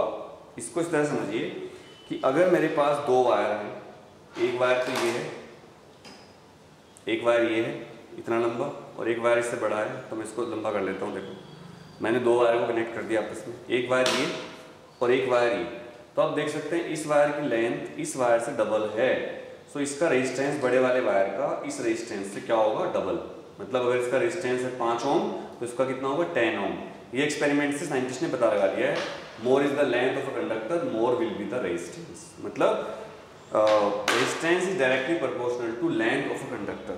तो मैंने लिख दिया R प्रोपोर्शनल टू L, और इसको हम क्या लिखेंगे? Equation number first. दूसरी बात, जितना मोटा वायर होगा उतना ही उसका रेजिस्टेंस कम होगा। मोटा वायर मतलब क्रॉस सेक्शनल एरिया, ये इसको मोटाई बोलेंगे। तो R is inversely proportional to cross sectional area. More is the cross sectional area, lesser will be resistance. इसलिए आपने देखा होगा जो हैवी लोड वाली चीजें होती है हमारे घर में, जैसे आपने देखा होगा हीटर, AC, इनमें हम बहुत मोटे कनेक्टिंग वायर यूज करते हैं। लेकिन आपने अगर कोई इलेक्ट्रॉनिक सर्किट देखा हो FM का या किसी TV का खोल कर कभी, तो उसमें बहुत बारीक बारीक वायर यूज होते हैं। मैं आपको दिखा देता हूँ, मेरे पास बहुत सारे वायर हैं जो मैं यहाँ पर एक्सपेरिमेंट करता रहता हूँ लैब में अपनी। तो ये मेरी बैग है छोटा सा, और इसमें मेरे पास बहुत सारे तरह के वायर हैं। और चलिए हमें रेड वायर भी मिल गया कनेक्टिंग, तो मैं यहाँ पर रेड वायर लगा देता हूँ। हालांकि अभी हम एक्सपेरिमेंट नहीं कर रहे हैं, बट अच्छा लगेगा रेड वायर लगेगा। तो इसको निकाल देते हैं। ये देखो रेड वायर लगा दिया मैंने। ये देखो दोस्तों, अब ये देखो यहाँ पर आप ये वायर है, तो सिंपल डोरी बोलते हैं इसको। तो ये वायर काफ़ी मोटा है, एक वायर भी इसका काफ़ी मोटा है, और मेरे पास ये बारीक वायर भी है। इसमें देखो ये वायर आपको लग रहा होगा ये सर्किट जोड़ने काम आता है। ये देखिए इसमें एक ही वायर के अंदर बहुत सारे वायर चिपके हुए हैं। मैं जो वायर चाहता हूँ उसमें से निकाल के यूज़ कर लेता हूँ। पर अगर मैं एक वायर खींच के दिखाऊँ आपको, ये देखो, ये देखो एक वायर खींच कर दिखाऊँ तो ये बहुत पतला वायर है। अब ऐसे वायर कहाँ यूज़ होते हैं? जब सर्किट में करंट कम हो, मतलब रेजिस्टेंस कम, बहुत छोटी बैटरी या सेल लगा रहे हो, तो वहाँ पर हम इन वायर को यूज़ कर सकते हैं। लेकिन जहाँ हैवी लोड हो, जहाँ हीटिंग इफेक्ट बहुत ज़्यादा हो, तो वहाँ पर हम मोटे वायर यूज़ करते हैं। ये भी कोई ज़्यादा खास मोटा वायर नहीं है। आप कभी अपने घर के AC का वायर देखना कितना मोटा होगा वो। और ये भी वायर है, देखो जितना वायर पतला हो जाएगा उतना रेजिस्टेंस ज़्यादा हो जाएगा उसका। ये वायर देखो नाइक्रोम का वायर है मेरे पास, this is the nichrome wire. आपको शायद कैमरे में दिख नहीं रहा होगा, मैं आपको दिखाने की कोशिश कर रहा हूँ, शायद दिख गया होगा। ये नाइक्रोम वायर लिपटा हुआ है इस बंडल के ऊपर। इसका रेजिस्टेंस बहुत ज़्यादा होता है, हाई रेजिस्टेंस वायर, क्योंकि इसकी देखिए थिकनेस बहुत कम है, और इसका क्रॉस सेक्शनल एरिया तो हम देख नहीं पाएंगे। हम इसको नाप सकते हैं स्क्रू गोज वगैरह से क्रॉस सेक्शनल एरिया, लेकिन आप सोचो इस वायर का क्रॉस सेक्शनल एरिया कितना कम होगा। तो जितना क्रॉस सेक्शनल एरिया कम होगा उतना ही रेजिस्टेंस क्या होगा? ज़्यादा। तो यहाँ पर इनको मैं रख देता हूँ वायर्स को। बस मैं आपको दिखाना चाह रहा था कि जितना ज़्यादा मोटा वायर होता है उसका रेजिस्टेंस उतना ही कम हो जाता है, और जितना पतला वायर होगा उसका रेजिस्टेंस उतना ही ज़्यादा होगा। ये आप समझ लीजिए। जैसे वायर है बहुत पतला है, ये देखिए ग्रीन कलर का वायर, ये आपको दिख रहा हो कैमरे में, ग्रीन कलर का वायर है। और इसके अंदर अगर हम देखें, जो छील कर देख लेते हैं, इसके अंदर देखिए बहुत कम वायर है, कॉपर का वायर है। पर इसका देखिए इसमें बहुत सारे छोटे छोटे वायर मिलाकर बनाए गए। ये भी हीटिंग को कम करने के लिए होते हैं, इसको एडी करंट कहते हैं, ये अलग बात है। बट सोचिए क्रॉस सेक्शनल एरिया कितना कम है। सो मेरा क्वेश्चन है, वीडियो जो लोग देख रहे होंगे, मेरा क्वेश्चन ये है कि हम जो वायर होते हैं हमारे पास, इनमें बहुत सारे पतले पतले अंदर वायर होते हैं कॉपर के, जिनको हम ऐसे मोड़ कैसे करते हैं। तो हम एक ही वायर मोटा क्यों नहीं यूज करते? बहुत सारे कॉपर के वायर यूज क्यों करते हैं वायर के अंदर? इवन जो बिजली के वायर होते हैं खंभों पर, जो एल्यूमिनियम के, उनमें भी बहुत सारे वायर को लपेट कर वायर बनाया जाता है। तो एक मोटी रोड यूज क्यों नहीं कर लेते? Instead of these lot of thin wires, why don't we use a thick rod? ये मेरा आपसे क्वेश्चन। जो आंसर देगा उसको प्राइज दूंगा मैं, कमेंट करके बताना जिसको इसका आंसर पता हो। तो दोस्तों मैंने यहाँ पर दो फैक्टर बताए हैं, फर्स्ट लेंथ और दूसरा एरिया। तो अगर मैं इन दोनों को मिला देता हूँ तो बाई फर्स्ट एंड सेकंड आ जाएगा R proportional to L upon A। मतलब R लेंथ के तो प्रोपोर्शनल है और एरिया के क्या है? Inversely proportional. और जब भी हम ये निशान हटाना चाहेंगे तो हमें कुर्बानी देनी पड़ेगी। जब भी कोई चीज़ प्राप्त करते हैं कुर्बानी देनी पड़ती है। इसको हटाने के लिए इक्वल टू लाना चाहते हैं, कुर्बानी दे दो, और उसकी कुर्बानी होगी कांस्टेंट। और वो कांस्टेंट क्या होगा? इक्वल टू लगाओ रो, क्या बोलते हैं उसको? रो, L by A। Ohm's law में कांस्टेंट कौन था? R था, और R को निकालने के लिए कांस्टेंट कौन है? रो। अब आप सोचोगे रो क्या है भैया, तो रो होता है resistivity, resistivity, resistivity of a wire, resistivity of a wire. Rho क्या होता है, रेजिस्टिविटी ऑफ अ वायर। तो हम बात करेंगे कि रो क्या होता है। देखो रो को समझने के लिए आप समझ लो, रो मेटल की क्वालिटी पर डिपेंड करता है, मेटल की टाइप पर। लेकिन रो जो होता है वो वायर की शेप पे डिपेंड नहीं करता दोस्तों, कि वायर मोटा है पतला है। मतलब अगर कॉपर का बना हुआ कोई वायर है पतला, और कॉपर की बनी हुई कोई चम्मच, कॉपर का बना हुआ कोई ग्लास, कॉपर की बना हुआ कोई चमचा, कॉपर का बना हुआ कोई चिमटा, कॉपर का बना हुआ कोई मोटा वायर, सबका रो सेम होगा लेकिन सबका रेजिस्टेंस अलग अलग होगा। ठीक है, क्लियर, समझ में आ रहा है? तो इसको इधर समझ लेते हैं, तो इसको मिटा देते हैं क्योंकि कॉन्सेप्ट थोड़ी डीप जा रही है और मज़ा आ रहा है पढ़ाने में। आप लोगों को पढ़ने में मज़ा आ रहा है नहीं आ रहा है, कमेंट करके बताना, क्योंकि भी आप मेरे सामने होते तो मैं हिला देता तुम लोगों को पढ़ा के ना। अगर आप मुझसे कभी लाइव क्लास में पढ़ लिए बैठ कर सामने, तब बताता मैं क्लास क्या होती है। अभी तो मैं आपको इस तरह पढ़ा रहा हूँ तो आपको उतना मेरे सामने नहीं हो, बट आप कमेंट करके बताना। देखो R = क्या है हमारे पास, रो L/A, पहली बात। और इसकी यूनिट क्या होती है, ओम। तो अगर मैं यहाँ से रो बाहर निकालना चाहूँगा तो क्या आएगा, रो आएगा RA/L, रो क्या आएगा RA/L, ये आ जाएगा। इसके बाद यूनिट कैसे निकालेंगे इसकी, देखो R की यूनिट होती है, यूनिट निकालना बहुत इजी होता है। बहुत से बच्चे यूनिट को याद करते रहते हैं, रखते रहते हैं, बिल्कुल जरूरत नहीं है। आपको किसी भी कंडक्टर की, किसी भी फिजिकल क्वांटिटी की यूनिट को याद करने की आवश्यकता नहीं पड़ती। जैसे रेजिस्टेंस यूनिट क्या बताई मैंने आपको, ओम। एरिया की क्या होती है, मीटर स्क्वायर। और लेंथ की क्या होती है, मीटर। तो मीटर से मीटर क्या हो गया, कैंसिल। तो रो की क्या बनी यूनिट, ओम मीटर। रो की यूनिट क्या बनी, ओम मीटर। ये देख लो, रो की यूनिट क्या बन गई, ओम मीटर। क्लियर, समझ में आया? रो की यूनिट ओम मीटर बन गई। लेकिन ध्यान रखना, रो मेटल की शेप पर डिपेंड नहीं करता है, मेटल पे डिपेंड करता है और टेम्परेचर पे डिपेंड करता है। Rho depends on type of material and not on shape. Not on shape मतलब क्या है, एक बार समझ लीजिए। जैसे कॉपर के वायर है मेरे पास, एक वायर मेरे पास ये पतले वाला है, एक वायर थोड़ा मोटे वाला ले लिया मैंने, इससे ज़्यादा, सब कॉपर के हैं और लेंथ भी इनकी अलग अलग है। ये वायर तो चल बराबर से बन गए, थोड़ा मोटा वायर ले लूँगा, ये वायर भी है, ये थोड़ा छोटा भी है। देखो एक वायर ये है, ये सबसे मोटा और बड़ा है। ये सब कॉपर वायर्स है, एक ही मेटल के बने हुए हैं, copper wires, all copper wires, all copper wires. आजकल टीचर स्मार्ट बोर्ड यूज़ करते हैं क्योंकि वो ज़्यादा बोर्ड पर लिखना नहीं चाहते, उनको आलस आ जाता है या फिर मेहनत से बचने के लिए। लेकिन मुझे मज़ा बोर्ड पे आता है पढ़ाने में। जो बात बोर्ड पे है ना बच्चों, फिर फीलिंग नहीं आ पाती। हाँ लोड पड़ता है पढ़ाने में, पसीने आ जाते हैं। अभी मैंने माइक की आवाज़ डिस्टर्ब ना हो तो पंखा भी बंद कर रखा है, तो पसीने भी आ रहे हैं, थोड़े से गर्मी लग रही है, बट मज़ा आ रहा है। बस आप लोग वीडियो को लाइक कर देना और शेयर कर देना अपने साथ दोस्तों। इतनी हेल्प चाहता हूँ, फ्री है, कोई पैसे नहीं लग रहे हैं आपके। हाँ डेटा आप मुझे दे रहे हो, उसके लिए बहुत बहुत शुक्रिया, बहुत बहुत थैंक यू। ये सारे वायर कॉपर के बने हुए हैं। ये वायर बहुत पतला है, पतला वायर। ये वायर कैसा है, पतला। ये थोड़ा मोटा है, ये उससे मोटा, ये मोटा है, बहुत बड़ा है। लेकिन इनका सबका ऑल विल हैव, और temperature same, all will have same resistivity but different resistance. Resistivity का मतलब रो, बट डिफरेंट रेजिस्टेंस। इन सबकी रेजिस्टिविटी सेम होगी, रेजिस्टेंस, लेकिन रेजिस्टेंस क्या होंगे, डिफरेंट होंगे, क्योंकि रेजिस्टेंस लेंथ पर और क्रॉस सेक्शनल एरिया पर डिपेंड करता है। इसका क्रॉस सेक्शनल एरिया ये है, इसका ये है, इसका ये है, इसका तो हम निशान भी लगा पा रहे हैं। तो जितना क्रॉस सेक्शनल एरिया ज़्यादा होता है उतना रेजिस्टेंस कम होता जाता है, जितनी लेंथ ज़्यादा होती है उतना रेजिस्टेंस कम ज़्यादा हो जाता है। लेकिन रेजिस्टिविटी डिपेंड नहीं करती, यानी कि इसकी रेजिस्टिविटी भी रो होगी, इसकी रेजिस्टिविटी रो होगी, इसकी भी रो होगी, इसकी भी रो होगी। अब कल अगर ये क्वेश्चन आपके एग्जाम में आ जाता है, डायग्राम बना दी उन्होंने और आपसे पूछ लिया whose resistivity will be highest, तो आप लिखोगे all wires will have same resistivity. और आपसे कोई पूछे whose resistance will be highest, तो फिर आपको उसको वैल्यू देनी पड़ेगी। या अगर वो लेंथ सेम कर दे और एरिया मोटा पतला कर दे, तो जिसका एरिया सबसे ज़्यादा होगा उसका रेजिस्टेंस सबसे कम होगा। और अगर वो लेंथ अलग अलग करे और एरिया बराबर रखे, तो जिसकी लेंथ सबसे ज्यादा होगी उसका रेजिस्टेंस सबसे ज्यादा होगा। पर इस सब में टेम्परेचर कांस्टेंट रहना चाहिए। याद रखिएगा मेटल्स के लिए टेम्परेचर बढ़ने पर रेजिस्टेंस भी बढ़ता है और रेजिस्टिविटी भी बढ़ती है। टेम्परेचर के लिए दोनों चीज प्रोपोर्शनल आ जाती हैं। टेम्परेचर बढ़ाने पर मेटल्स की रेजिस्टेंस भी बढ़ता है और रेजिस्टिविटी भी बढ़ती है। ये आप ध्यान रखिए। यहाँ पर रेजिस्टिविटी किस पे डिपेंड करती है? एक तो मेटल की नेचर पर और एक टेम्परेचर। क्लियर समझ में आ रहा है सबको? तो देखिए इसको आप नोट कर लीजिए लेक्चर को जो मैंने पढ़ाया।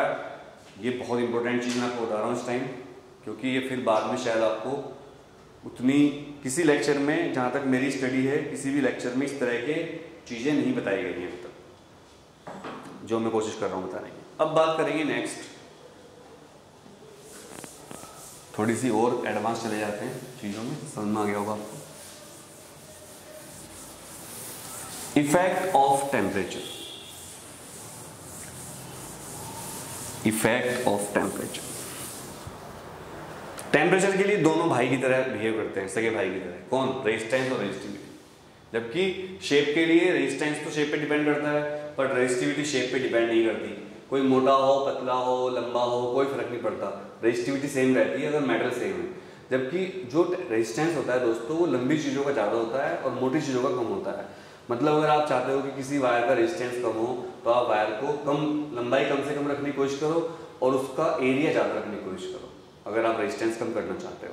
और अगर आप चाहते हो रेजिस्टेंस ज़्यादा हो, तो आप लेंथ बढ़ा दो या फिर आप उसका एरिया कम कर दो। तो आपने देखा होगा जो हीटर होते हैं, रूम हीटर या हीटर, उनका वायर बहुत लंबा लेते हैं, उसको कॉइल में लपेट कर बहुत लंबा वायर बना देते हैं, क्योंकि हीटर तो छोटा रखना है, तो उसको कॉइल में रखते हैं ताकि वो लंबाई तो हो पर साइज छोटा रहे।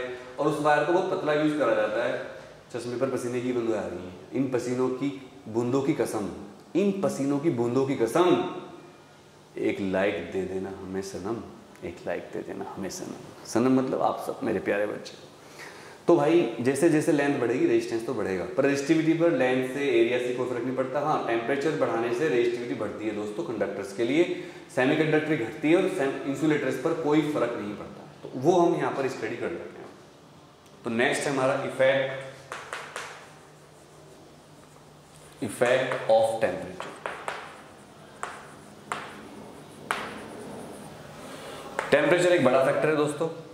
मैं आपको बता दूं, यहां मैं लिख रहा हूं 4 मेटल्स, यहां पर लिख रहा हूं मैं 4 इंसुलेटर्स, और यहां पर लिखूंगा मैं 4 सेमीकंडक्टर्स। सेमीकंडक्टर क्या होते हैं? आपने अगर आईसी का नाम सुना हो, आईसी, तो आईसी सेमीकंडक्टर की बनी होती है।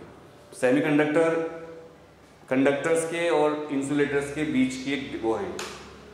Semiconductors are the materials which are neither conductors like metals and which are neither insulators like wood, but their conductivity is between metals and insulators.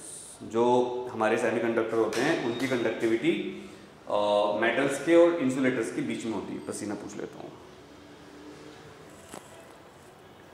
तो मैं आपको बताता हूँ कि टेम्परेचर का क्या इफेक्ट पड़ता है हमारे कंडक्टर्स के रेजिस्टेंस। चलिए शुरू करते हैं इसको।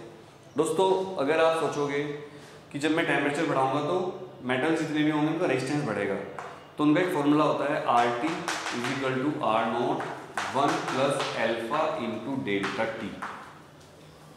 तो मैं यहाँ लिख देता हूँ, टेम्परेचर बढ़ाने से लेकिन प्रोपोर्शनल टू नहीं होता, रिलेशन ये है, रेजिस्टेंस बढ़ेगा। मेटल्स का टेम्परेचर बढ़ाने से रेजिस्टेंस बढ़ेगा। फॉर्मूला क्या होगा? RT = R0 1 + alpha × delta T। ये फॉर्मूला होता है इसका। अब आप सोचोगे क्या है सर? RT होता है resistance eight T degree Celsius. What is R0? इसका मतलब है resistance at 0 degree Celsius. What is alpha?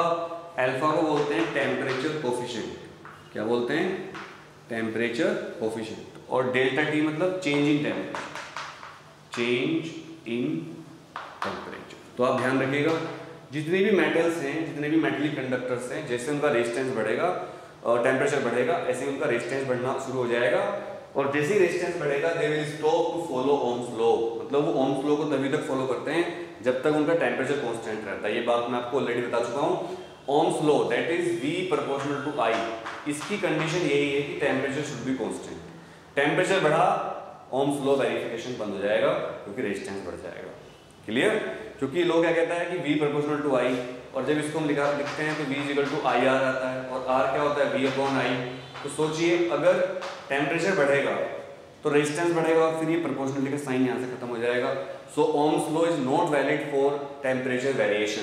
Ohms law is only valid when the temperature remains constant. इस पर बहुत सारे न्यूमेरिकल आते हैं, 10th क्लास में स्कूल में नहीं करवाए जाते, ट्यूशन के टीचर भी नहीं करवाते। मैं आपको इसके एक या दो न्यूमेरिकल करवाऊंगा और फिर आप बताना कि आपको समझ में आया नहीं। थोड़ा एडवांस टेक्नोलॉजी वो है, एडवांस टेक्निक है। और NTSC की अगर आप तैयारी कर रहे हैं, NDA की तैयारी कर रहे हैं, आपका उद्देश्य IIT नीट में जाने का है, तो आपको इस तरह पढ़ना चाहिए। और मैं जो भी स्कूल के टीचर हैं उनसे भी कहना चाहता हूँ वो भी 10th के बच्चों को ये चीज़ बताएं। अब बात करते हैं इंसुलेटर्स की। तो एक कहावत है इंग्लिश में, no one kick at the dead dog, मतलब मरे कुत्ते को कोई लात नहीं मारता है। तो इंसुलेटर में तो कंडक्टिविटी नहीं होती। वैसे दुनिया में कोई भी चीज़ प्योरली इंसुलेटर नहीं है दोस्तों, सो नो इफेक्ट। जब इनके अंदर कंडक्टिविटी नहीं है तो इनके अंदर रेजिस्टेंस भी नहीं होगा, और जब इनके अंदर रेजिस्टेंस नहीं है तो इन पर टेम्परेचर का घटाने का बढ़ाने का कोई फर्क नहीं पड़ेगा। जैसे आप डेड बॉडी को चाहे गाली दो चाहे नमस्ते करो, उसको कुछ पता नहीं है अब क्या होगा। अब बात करते हैं सेमीकंडक्टर। सेमीकंडक्टर क्या होते हैं? सिलिकॉन, SI, जर्मेनियम और बहुत सारे IC आपने देखी होंगी।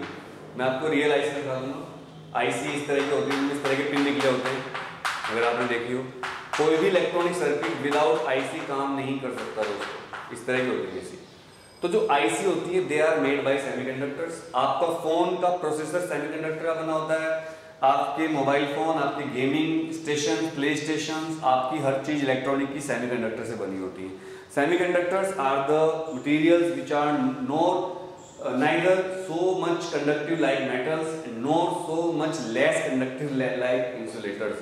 So their conductivity is between metals and insulators, but the temperature effect on the resistance or resistivity for semiconductor is negative. Means, for example, for metals resistance was increasing when we were increasing the temperature because alpha was positive.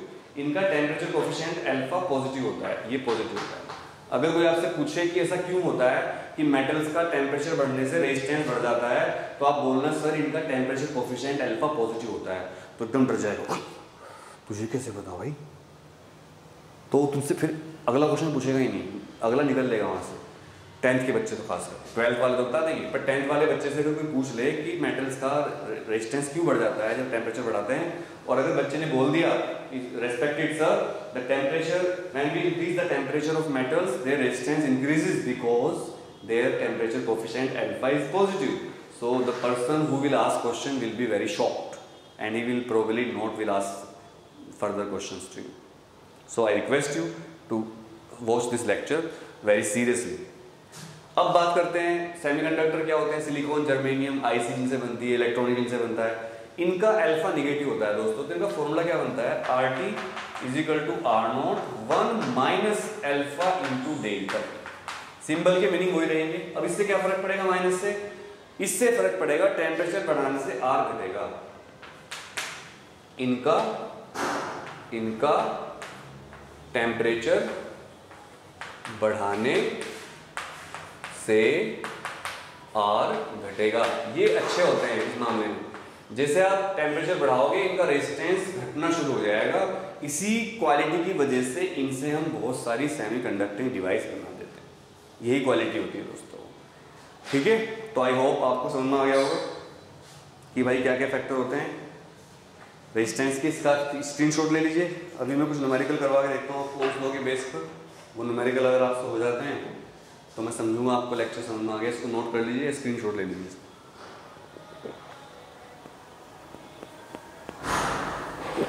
तो इसको थोड़ा आगे continue करते हैं lecture को। Numerical तो question लिख लीजिए। कैलकुलेट, नहीं ये तो आप कर लोगे, ये तो मैंने करवा दिया। Calculate the resistance of a copper wire of length 1 meter and area of cross section. चलो अपनी रामबाण बुक खोल लेता हूँ क्योंकि न्यूमेरिकल करने हैं तो थोड़ी मेहनत तो करनी पड़ेगी दोस्तों, ठीक है। मैं आपको रेजिस्टिविटी की टेबल भी बताना चाहता हूँ मेरे पास एक रेजिस्टिविटी की टेबल है रामबाण नोट्स के अंदर, ये रामबाण नोट्स है हमारे। अगर आप रामबाण नोट्स ऑर्डर करना चाहते हैं तो व्हाट्सएप कर लीजिएगा 9818777622 पर। रामबाण नोट्स पर डाले तो जिंदा लाला, फिर कोई और नोट्स पढ़ने की जरूरत नहीं पड़ेगी। तो रेजिस्टिविटी की टेबल मैं आपको बनाकर दिखाता हूँ अपने नोट्स में से, क्योंकि रेजिस्टिविटी की वैल्यू मुझे याद नहीं है और शायद किसी को भी याद करने की जरूरत भी नहीं, और ना ही कोई करता है और ना किसी को होती, क्योंकि ये सब वैल्यू एग्जाम में दी जाती है। तो मैं एक टेबल बनाऊंगा, इधर मैं लिखूंगा मटेरियल, इधर लिखूंगा रेजिस्टिविटी। तो ये है मटेरियल और इससे आपको समझ में आएगा रेजिस्टिविटी का क्या फर्क होता है, और ये होती है रेजिस्टिविटी। तो मैं बस ज़्यादा एग्जाम्पल नहीं लूँगा, थोड़े से लूँगा। एक मटेरियल लूँगा मैं मेटल, आपको बताना है इनमें से मेटल कौन है, इंसुलेटर कौन है, कंडक्टर कौन है, सेमी कंडक्टर कौन है। ठीक है, 3 मैंने खाने बनाए हैं पूरी इसमें। मेटेरियल इधर लिखूंगा मैं, उसकी रेजिस्टिविटी इधर लिखूंगा। रेजिस्टिविटी का सिंबल होता है वो। पहला मटेरियल है मेरा सिल्वर। अगर आपको पता ही होगा तो दुनिया में जो मेटल्स हैं उनमें सबसे अच्छी कंडक्टिविटी जनरल कंडीशंस में रूम टेम्परेचर पर किसकी होती है? सिल्वर की होती है। सिल्वर मतलब चांदी। चांदी तो पता होगा, ना मांगू सोना चांदी, ना मांगू हीरे मोती, ये मेरे किस काम की हो, दे दे दे they like they they, share भी कर दे, शेयर भी कर दे, सब्सक्राइबर कर दे, हे कर देना रे जरा। सिल्वर जो होता है चांदी, इसकी जो रेजिस्टिविटी है वो है 1.6 × 10⁻⁸। बहुत ओम मीटर यूनिट होती है दोस्तों। 10⁻⁸ की वजह से बहुत कम हो गया देखो। और अगर मैं बात करूं, एक एलॉय भी ले लेते हैं, चलो एलॉय तो खाने एक बढ़ जाएगा। एलॉय ये मेटल है। एलॉय क्या होता है? जब 2 या 2 से ज़्यादा चीज़ों को मिलाकर कुछ बनाया जाता है, उसमें एक मेटल होती है, नॉन मेटल होती है, उसको एलॉय कहते हैं। जैसे मैंगानीन ये एलॉय है।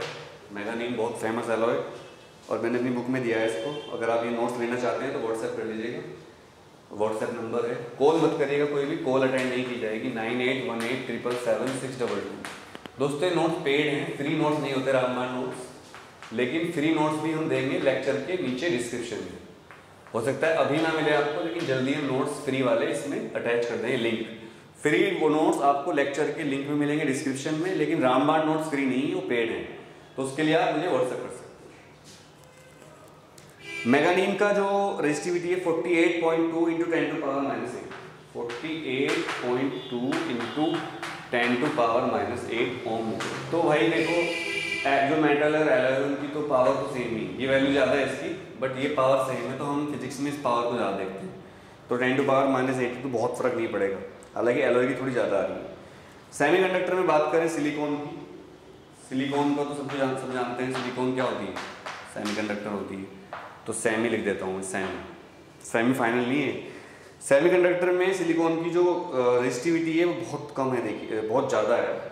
2.5 × 10⁻3 2.5 × 10⁻3 ओम मीटर। अब आप देख सकते हो, यहाँ से देखिए, समझिए बात को, स्ट्रेट से समझिए। 10⁻⁸ 10⁻3 कितना ज़्यादा डिफरेंस है दोस्तों। 11 10⁻11 का डिफरेंस, मतलब my God, I can't imagine. Even आप भी इमेजिन नहीं कर सकते कि भाई जो सिलिकॉन है वो कितनी गुना ज़्यादा रेजिस्टिविटी है इसके अंदर, या आप कह सकते हो सिलिकॉन की कंडक्टिविटी सिल्वर से बहुत ज़्यादा कम। यहाँ 10⁻⁻6 या 10⁻3 बहुत भयंकर ज़्यादा डिफरेंस। ये तो कुछ भी नहीं है। अब इंसुलेटर पे आते हैं।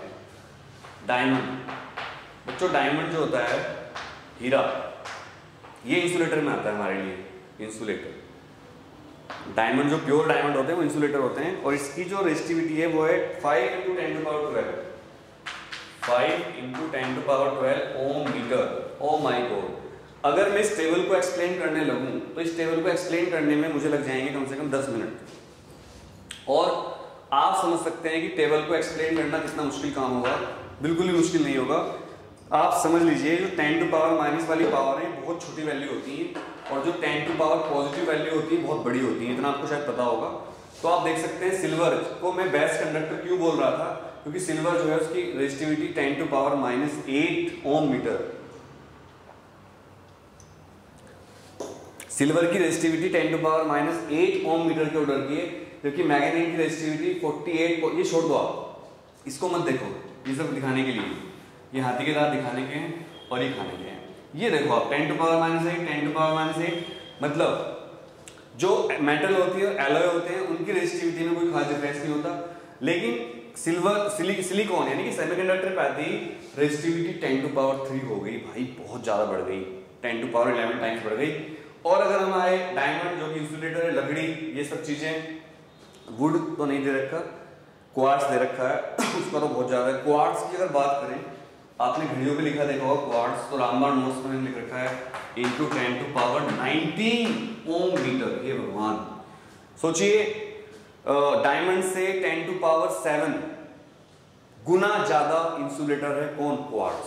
इसलिए क्वार्ट्ज का यूज होता है घड़ियों में और बहुत सारे इलेक्ट्रॉनिक सर्किट में, जहां पर हमें हाई क्वालिटी की इंसुलेशन चाहिए।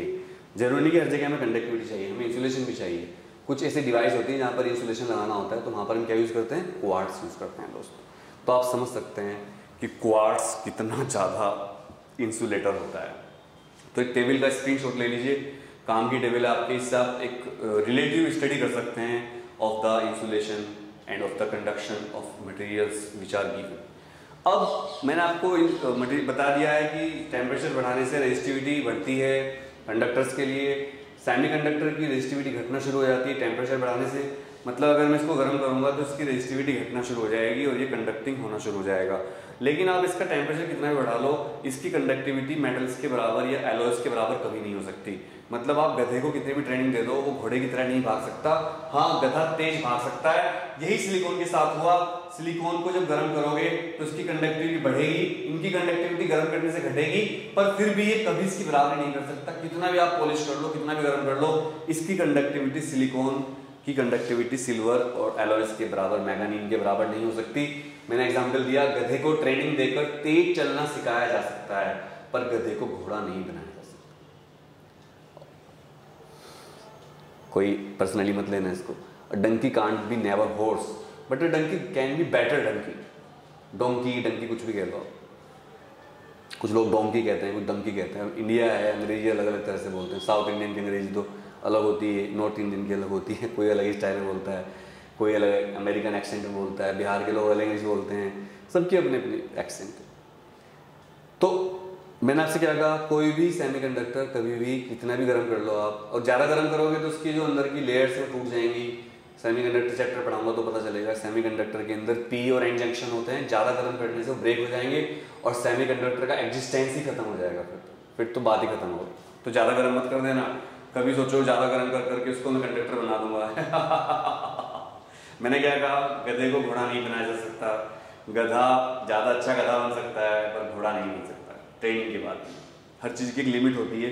आप सेमीकंडक्टर को गर्म करोगे तो वो कंडक्टर जितना कंडक्टर नहीं हो सकता है, उसके बजाय उसकी अगर आप गर्म करते रहोगे तो उसके बोन्स टूट जाएंगे, उसके पीएन जंक्शन टूट जाएंगे, वो बेकार हो जाएगा। So don't do this.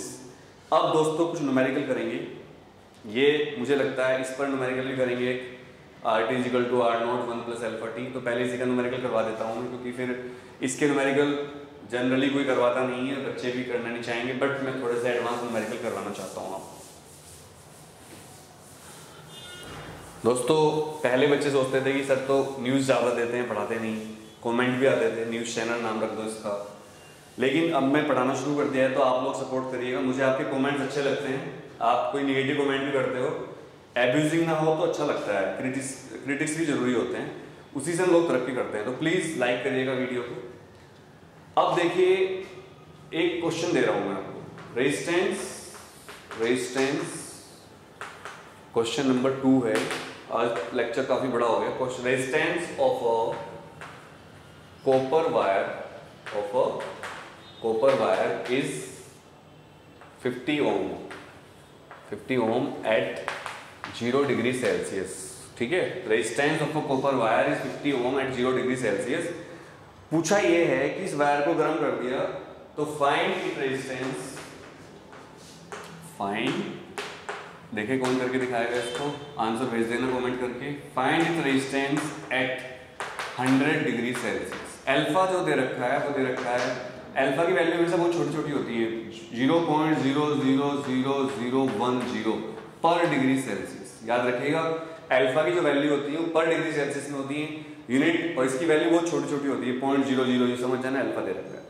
So question clear है आपके पास। क्वेश्चन ये है the resistance of a copper wire at 0 degree celsius 50 ohm, find the resistance of the same copper wire if the temperature becomes 100 degree Celsius.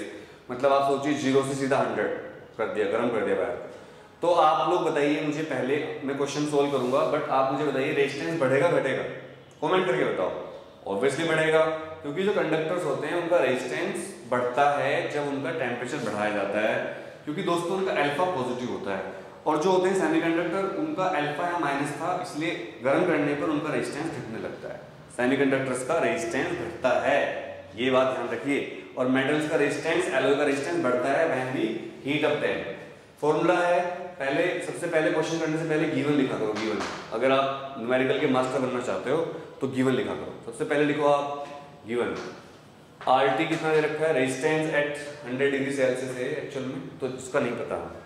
R0 resistance at 0 degree Celsius दे रखा है 50 ओम, लिख लो। Delta T कहां से कहां तक बढ़ाया, 100, 0 से 100 किया तो 100 माइनस 0 हो गए तो कितना हुआ 100 डिग्री सेल्सियस। अल्फा वहां लिखा हुआ है तो उसकी जरूरत नहीं है। We have to find RT। अब आप लिखोगे वी नो दैट, सबसे बड़ा डायलॉग ब्रह्मास्त्र, we know that RT is equal to क्या होता है, for metals we know that for metals, copper एक मेटल है एंड एलॉयज के लिए नहीं लगेगा, फॉर्मूला सेम रहेगा दोनों के लिए। RT is equal to R0 1 plus alpha into delta T। तो हमें निकालना है RT, जो कि लेफ्ट हैंड साइड में रखा हुआ है, इससे अच्छी क्या बात होगी, और सब दे रखा है तो वैल्यू रख दीजिए। R0 की वैल्यू 50 ओम है, ओम मत लिखना है यहाँ पर, न्यूमेरिकल वैल्यू लिखनी है 1 प्लस अल्फा। अल्फा की वैल्यू सावधानी से लिखनी है, 0 पहले लगा लीजिए, पॉइंट कितनी 0 गिन लो, 1 2 3 4 5, 1 2 3 4 5 और फिर 1, आगे का 0 लिखना बेकार है, इंटू डेल्टा T इंटू 100। ये हमारा आंसर सोल्व करके आ जाएगा। कैसे सोल्व करेंगे इसको सोल्व करना इजी है दोस्तों। इसको सोल्व करने में कभी डरना मत, इतनी सारी डेसिमल देखकर। अगर आपको सिग्निफिकेंट फिगर के बारे में नहीं पता है तो मैं आपको इसकी टेक्निक बताता हूँ, जुगाड़ बताता हूँ। 1 प्लस, आप इसकी डेसिमल हटाओ और ऊपर 1 लिखो और 1 2 3 ऐसे कर लो या मल्टीप्लाई कर लो, तो ऐसा करो, देखो ये 1 लिख लो और 2 0 लगा दो।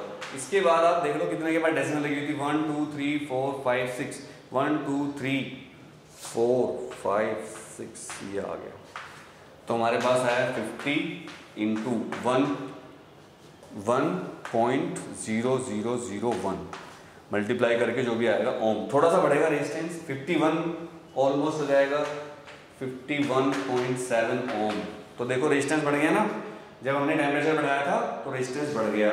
It proves that for metals and alloys, when we increase the temperature, resistance also increases. It is very clear, students, now of class 10. I would like to say you, when we increase the temperature of a conductor, which is metallic or alloy conductor, then the resistance will increase because the alpha, that is temperature coefficient for metals and alloys, is positive. Is it clear? So, अगर आपको आगे चलकर physics पढ़नी हो, चाहे biology के student हो, आपको बायो लेनी है, मेडिकल फील्ड या नॉन मेडिकल साइंस मैथ्स में जाना है, तो फिजिक्स आपकी स्ट्रॉन्ग होनी चाहिए। आप चाहे बायो लो या 11th में आप मैथ्स लो, आपको फिजिक्स तो पढ़नी पड़ती है। और फिजिक्स पढ़ने के लिए आपकी फिजिक्स बेसिक स्ट्रॉन्ग होनी चाहिए। वैसे भी दोस्तों जो नई एजुकेशन पॉलिसी आई है 2020, उसमें प्रैक्टिकल नॉलेज पर ज़्यादा स्ट्रेस दिया गया है। सो आई रिक्वेस्ट यू कि आप प्रैक्टिकली पढ़ना शुरू करें। क्लियर? तो ये हमारा लेक्चर था आज का। मैंने इसमें ओम्स लॉ पढ़ाया आपको, रेजिस्टेंस बताया आपको, रेजिस्टेंस क्या होता है, ओम्स लॉ क्या होता है, रेजिस्टेंस किस किस फैक्टर पे डिपेंड करता है, रेजिस्टिविटी क्या होती है, टेम्परेचर का क्या इफेक्ट पड़ता है, लेंथ का क्या इफेक्ट पड़ता है, एरिया का क्या इफेक्ट पड़ता है। मुझे पूरी उम्मीद है कि आपको लेक्चर अच्छा लगा होगा। अगर आपको लेक्चर अच्छा लगा हो, वीडियो में एक लाइक तो बनता है मेरे दोस्तों, तो लाइक कर देना। आप सभी को मेरा नमस्कार, सत श्री अकाल, अस्सलाम वालेकुम, जय हिंद, जय भारत, वंदे मातरम। जल्द मिलेंगे अगले लेक्चर पर। इसी चैप्टर के भी खत्म नहीं हुआ और न्यूमेरिकल करेंगे बहुत सारे। Thank you very much. और इस वीडियो को शेयर कर देना अपने सारे दोस्तों को, ठीक है? शेयर कर देना भाई, जरूर शेयर करना बहुत जरूरी है वीडियो को।